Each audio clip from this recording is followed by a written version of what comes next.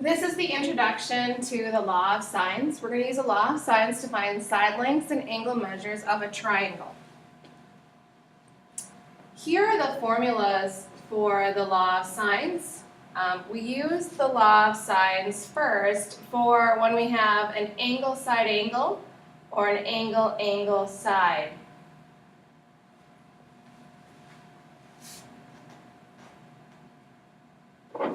So we use something like those two pieces, or maybe these two pieces.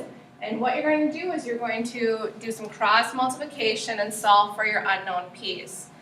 Remember when you identify triangles here that your angle, so if I call this angle A, your side A always has to be opposite. Angle C, side C has to be opposite. Angle B, side B must be opposite. All right, let's go on to our first example.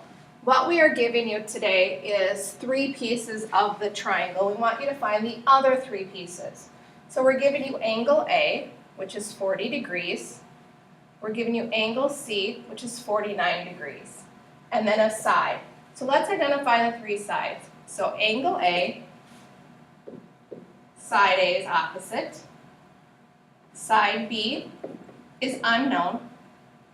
Side C, opposite angle A, is unknown. And then angle B is unknown. So let's start with angle B. Angle B can be found by using the Triangle Sum Theorem that says the angles of 3 angles in a triangle must add to 180 degrees. So we're going to take 180 degrees and we're going to subtract angle A and angle C from it. And we will end up with our measure of angle B. So now let's go ahead and plug in those values.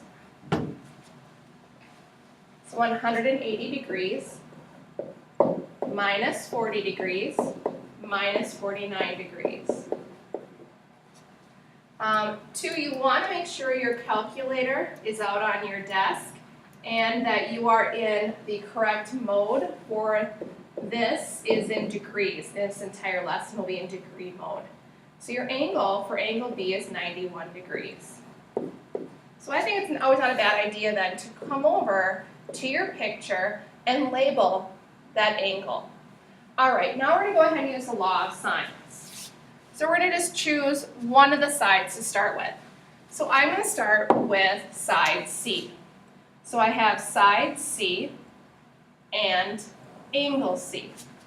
So how you set up the equation is side C over angle C equals, and now you're going to pick 2 more parts that have the same letter. So I'm going to just go ahead and pick angle A and side A. So side A over angle A. Now if you want to have your angles on top of your fractions and then your sides on the bottom, it doesn't matter. Now we're going to go ahead and plug in the parts to those values. So side C is your unknown. Angle C, we're going to go ahead and put the sine of our angle C, which is 49 degrees. And then side A is 20 over the sine of angle A, which is 40 degrees. And that's where the law of sines come in. You see, you're going to only be using sine for our trig function. Now what we have is a fraction equaling a fraction. We want to cross multiply. So we're going to multiply C times the sine of 40, C times the sine of 40 degrees, and then 20 times the sine of 49 degrees. Now we're going to solve for C. So we're going to divide both sides by the sine of 40 degrees so that the side C is by itself. All right, now we're set to use our calculator. So we put 20 times the sine of 49 and then divide that by the sine of 40. And what you get is a value of 23.48. I am okay with you just going to the tens place to round it. So 23.5 is the value for C. So you may want to go back up to your picture and write that in. All right, now we're going to go ahead and solve for side B. So we're going to use side B and angle B. So B over the sine of B equals, and I'm just going to stick with A, 40 degrees and 20. A over the sine of A. And now we plug those values in. So B is unknown.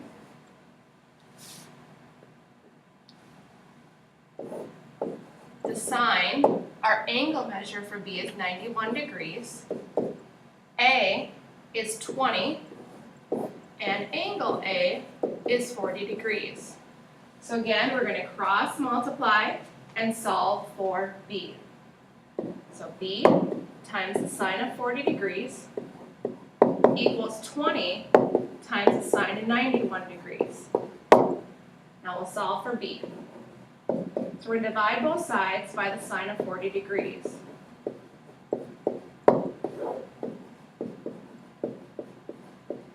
Now our calculator, 20 times the sine of 91 divided by the sine of 40.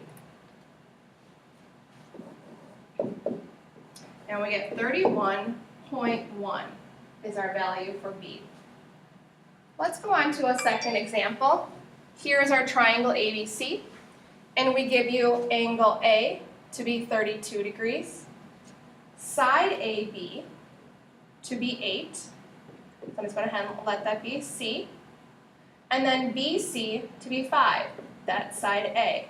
And what we want to find out is what is the angle measure for C. So we're going to use the law of sines. So we're going to go ahead and say angle A, side A. So I'm just going to go ahead and write now the sine of angle A over side A equals, here's angle C and side C. We'll say the sine of C over C. Now let's go ahead and plug those values in. The sine, angle A is 32 degrees. Side A is 5 units. Sine of C, C is on our unknown angle measure, and then side A, or side C is 8 units. All right, we're going to go ahead and cross multiply again. So 8 times the sine of 32 degrees equals 5 times the sine of C. And we're going to first solve it for the sine of C. So we're going to divide both sides by 5. So 8 times the sine of 32 degrees over 5 equals the sine of C. So let's go ahead and throw that fraction into our calculator. So we say 8 times the sine of 32, and then we'll divide that by 5. And what we get is a decimal of 0.8478 equals the sine of C. We haven't found the angle measure yet. What we have to do is use inverse trig. We say C equals the sine inverse of 0.8478. So now we have to go ahead and put our shift or our second button, so second, then push your sine button, and you'll see sine inverse pop up. Now go ahead and put that value in, 0.8478. And what you get is an angle measure of approximately 57.97. All right, so I'm going to go ahead and just round that to 58 degrees. And that's how you find an angle measure using the law of sines.